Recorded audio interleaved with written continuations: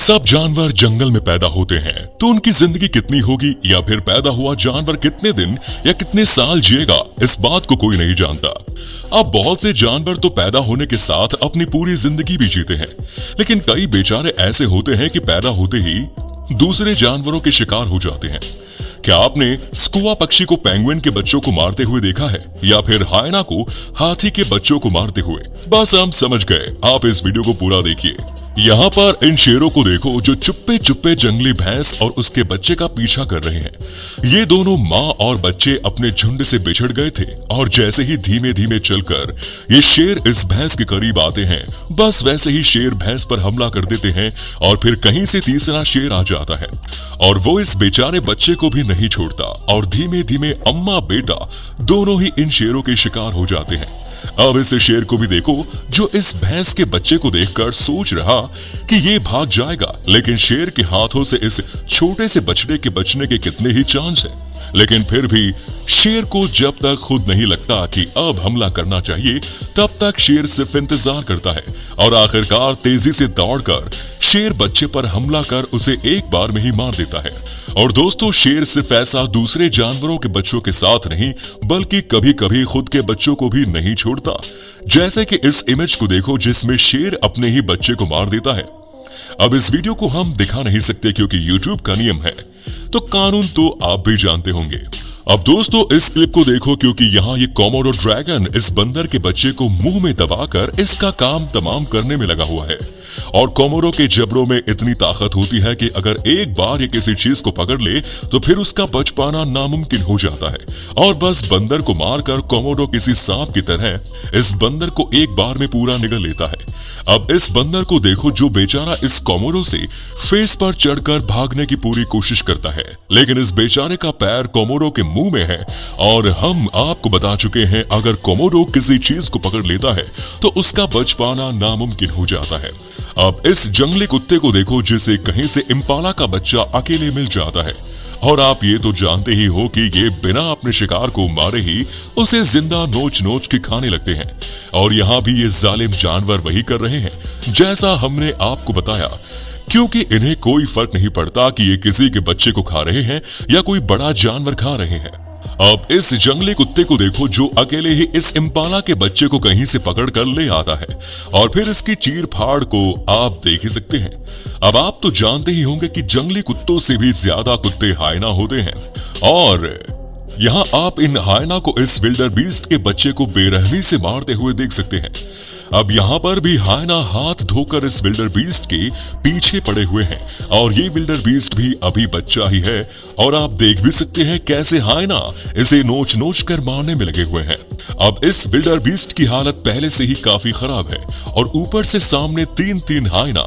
ये बेचारा विल्डर बीस्ट मर ही जाए तो ज्यादा बेहतर है, क्योंकि बच भी जाएगा तो ये खुद ब खुद मर जाएगा। अब फिर से एक बार जंगली कुत्तों की तरफ आते हैं क्योंकि इस बार इनका शिकार भैंस का बच्चा है और एक बार अगर जंगली कुत्ते दिमाग में उतार लेते हैं कि इन्हें इसका शिकार करना है तो फिर ये करके रहते हैं।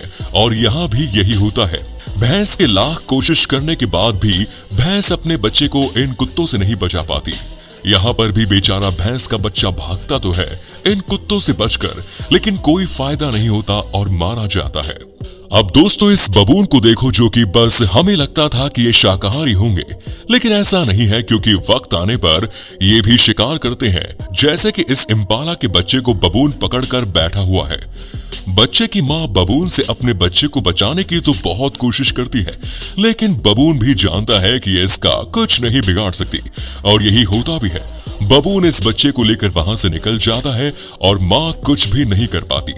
अब यहाँ पर ये तेंदुआ बेचारा सुअर जब खाने की तलाश में कहीं जाता है तो उसका बच्चा उसी के घर से तेंदुआ चुरा कर ले आता है और मजे से खाने लगता है। यहाँ पर भी बिल्कुल हमें यही देखने को मिलता है। देखिए कैसे ये तेंदुआ सुअर के घर में घुसकर उसके बच्चे को पकड़ लेता है। बेचारे दो बच्चे भाग भी जाते हैं, लेकिन कहां तक भागेंगे क्योंकि तीनों बच्चों को आखिरकार तेंदुआ पकड़कर मार देता है। अब यहाँ पर अम्मा को दौड़ाते दौड़ाते तेंदुए को उसके बच्चे भी दिख जाते हैं। तो फिर तेंदुआ सोचता है कि बच्चों को ही पकड़ो, क्योंकि कई बार बड़े जंगली सुअर तेंदुए के लिए काफी खतरनाक हो जाते हैं। अब दोस्तों इस स्कुआ नाम के पक्षी का भी कमीनापन देख लेते हैं, क्योंकि पेंगुइन के बच्चों के ये दुश्मन होते हैं। आप देख सकते हैं कैसे स्कुआ इस बच्चे को उठाकर ले जा रही है और बच्चे की माँ पीछे पीछे लगी हुई है और आखिर में दो स्कुआ मिलकर चीर फाड़ कर इस बच्चे का कर देती है। और हमेशा स्कुआ बच्चे को इतनी बेदर्दी से मारती है, मतलब आप इन्हें उड़ने वाला जंगली कुत्ता भी कह सकते हैं, क्योंकि जंगली कुत्ते भी बड़े बेरहम जो होते हैं। अब इस पेंगुइन को देखो जो अपने बच्चों को बचाने के लिए इस स्कुआ से लड़ने की भी कोशिश करती है, लेकिन स्कुआ को पता है कि पेंगुइन उसका खास नहीं बिगाड़ सकती और आखिरकार दो बच्चों को स्कुआ इस पेंगुइन से चुरा ही लेती है और दोनों को जिंदा निगल भी जाती है। अब यहाँ पर भी देखो, इन पेंगुइन के ग्रुप के बीच में से स्कुआ एक बार में बच्चे को उठा ली जाती है और ये बेचारी पेंगुइन इसका बाल भी बांका नहीं कर पाती और स्कुआ बच्चे को एक बार में निगल जाती है। अब शुरू में ही जैसा कि हमने आपको बताया है कि शेर जब अपने ही बच्चे को नहीं छोड़ता तो दूसरे के बच्चों को कैसे जाने दे सकता है। अब यहाँ पर विल्डर बीस्ट अपनी जिंदगी बचाकर भागते हैं, लेकिन शेर को तो बस एक ही विल्डर बीस्ट चाहिए और शेर के लिए ये बाएं हाथ का खेल था, क्योंकि एक बार शेर के चंगुल में फंसना मतलब मौत होना। यहाँ पर तो विल्डर बीस्ट का बच्चा काफी छोटा था, जब अम्मा नहीं बच पाई तो बच्चा कैसे बच सकता है। दोस्तों जंगल में एक हाथी ही तो है जिनका शिकार करना किसी भी जानवर के लिए नामुमकिन चीज है, लेकिन इनके बच्चों के लिए भी हमेशा खतरा बना रहता है। जैसे कि अंधेरे में इन हायना को हाथी का बच्चा दिख जाता है, जो कि इन हायना के लिए काफी आसान शिकार भी है। पहले तो हायना इस बच्चे का कान पकड़कर इसे इसके माँ बाप से अलग करते हैं और फिर तो आप हायना के हमले करने का तरीका तो बहुत अच्छे से जानते हैं। अब यहाँ पर यह हाथी का बच्चा पहले से ही मरा था, जिसे हायना आकर खाने लगता है, लेकिन बच्चे की माँ को यह बिल्कुल भी पसंद नहीं आता और वो तुरंत इस हायना को हटाती है। दोस्तों सियार साइज में जरूर छोटे होते हैं, लेकिन ये भी बड़े ही निडर जानवर होते हैं और ज्यादातर अकेले ही ये अपने से बड़े जानवरों का शिकार करने लगे रहते हैं। जैसे कि यहाँ ये सियार इन सील का शिकार करने की कोशिश करता है।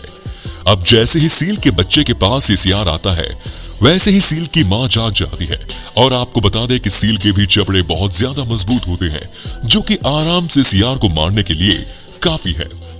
लेकिन चालाक सियार दोबारा से हमला करने से पहले अपने सियार वाली बदबू को रेत में खुद को रगड़कर खत्म करता है और फिर सील के बच्चे के पास जाता है और इस छोटी सी तरकीब से इस बार सच में सियार के हाथ अच्छा खासा शिकार लग जाता है।